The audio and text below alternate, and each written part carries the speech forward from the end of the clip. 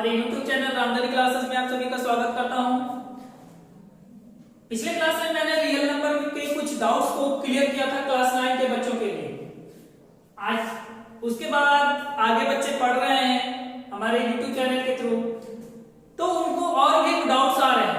तो जिस तरह के डाउट्स आ रहे हैं मैंने सोचा कि जिस तरह के डाउट्स आ रहे हैं उनका एक थ्योरी क्लास दे दूं और कुछ न्यूमेरिकल्स बता दूं। तो मैं आज जो बच्चों का डाउट सामने आ रहा है उस पर मैं सॉल्यूशन करूंगा और उसका पढ़ाऊंगा। तो सबसे पहले इरेशनल नंबर के मल्टीप्लिकेशन के बारे में बताऊंगा। मल्टीप्लाई, इरेशनल नंबर के मल्टीप्लाई। फॉर एग्जांपल सपोज मान लीजिए क्वेश्चन हमारा है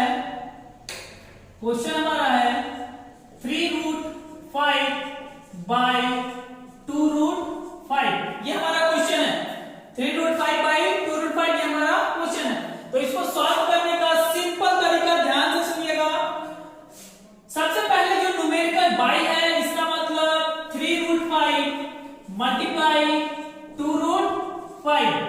तो सिंपल तरीका है, सबसे पहले जो न्यूमेरिक वैल्यू है, न्यूमेरिक वैल्यू 3 और 2 है, न्यूमेरिक वैल्यू 3 और 2 है, तो उसको मल्टीप्लाई करेंगे। 3 2 जा 6, √5 into √5। याद रखिएगा रूट को मल्टीप्लाई करने का टर्म क्या है।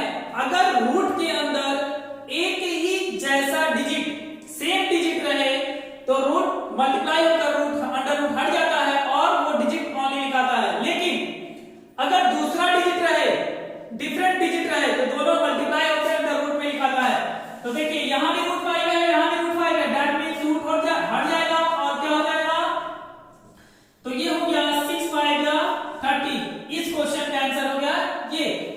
अब और देखिए इसी टाइप का क्वेश्चन, अगर सपोज मान लीजिए 6√50 बाय 3√5 है।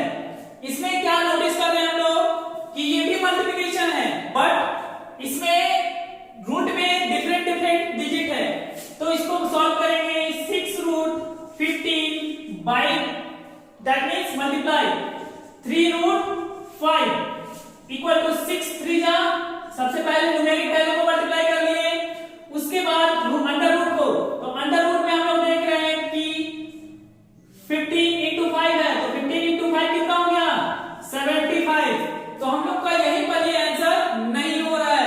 हम लोग इसको सॉल्व करेंगे। सॉल्व करने के लिए जो रूट है, रूट में जो डिजिट है हमारा, उसको हम लोग प्राइम फैक्टराइजेशन करेंगे कि अगर उसका रूट टूट रहा है या नहीं। तो ये देखिए 3 से कितने टाइम्स में 25, 5 से कितने टाइम्स में 5, तो हमारा पेयर में क्या आ रहा है 5।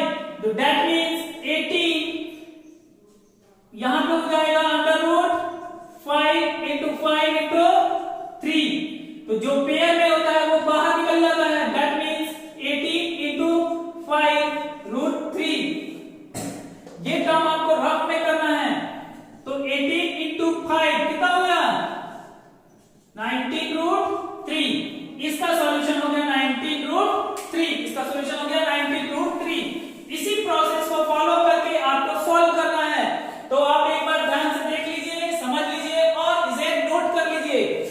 इसी टाइप का क्वेश्चन बुक से ढूंढिए, आर सरमॉल में मिलेगा, आरडी सरमॉल में मिलेगा और एनसीईआरटी में भी मिलेगा।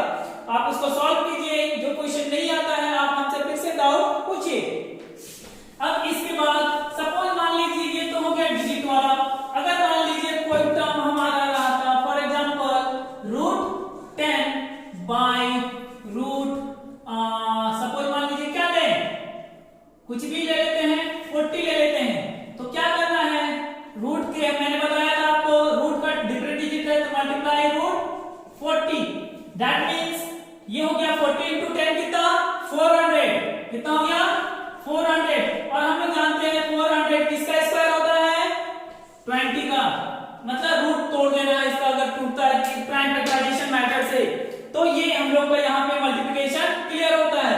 इसी टाइप का क्वेश्चन बनाइए तो आप वहां पे देखिए और सॉल्व। तो अब हम लोग आते हैं, जो हम लोग अभी थोड़ी देर पहले मल्टीप्लाई पढ़े, अब हम लोग देखते हैं डिवाइड। मैं आपको डिवाइड के बारे में बताता हूँ। डिवाइड का मतलब होता है भाग देना, डिवाइड करना। दैट मींस क्वेश्चन सपोज मान लीजिए 60√6 बाय 4√2 है। बाई 4√2। तो आपको क्या करना है, डिवाइड करना है। तो 16√6 बाई 4√2, तो आपको डिवाइड करना है। तो यहाँ देखिए 4 का टेबल में ये कितने बार में कटता है, 4 टाइम्स में कटता है। तो ये हम लोग का बचा 4√6 है, तो √6 को हम लोग लिख सकते हैं √3 मल्टीप्लाई √2, और नीचे क्या बच गया, ओनली √2, तो ये कट गया। तो हमारा आंसर क्या आया, 4√3। हमारा आंसर क्या आया, 4√3। इसी प्रोसेस को फॉलो करके एक क्वेश्चन और हम लोग कराते हैं। देखिए क्वेश्चन है 12√15 बाई 4√3। 12√15/4√3। तो इसको कैसे सॉल्व करना है, divide that means 12√15 divided by 4√3। 4 का टेबल में कितने टाइम्स में, 3 टाइम्स में। दैट मींस हम लोग लिखेंगे 3। 15 का रूट कैसे टूटता है, √5 multiply √3 by divided by √3, cut गया। तो हमारा आंसर क्या आया, √5। इसी प्रोसेस को फॉलो करके इसके बाद हम लोग सिंप्लीफिकेशन टॉपिक पर आते हैं। सिंप्लीफिकेशन पढ़ाने से पहले आप लोग को कुछ याद दिला दूं। मैंने आप लोग को फॉर्मूला दिया था a + b का square equal to a² + 2ab + b²।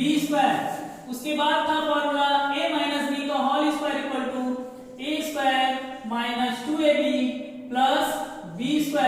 और एक फॉर्मूला था a + b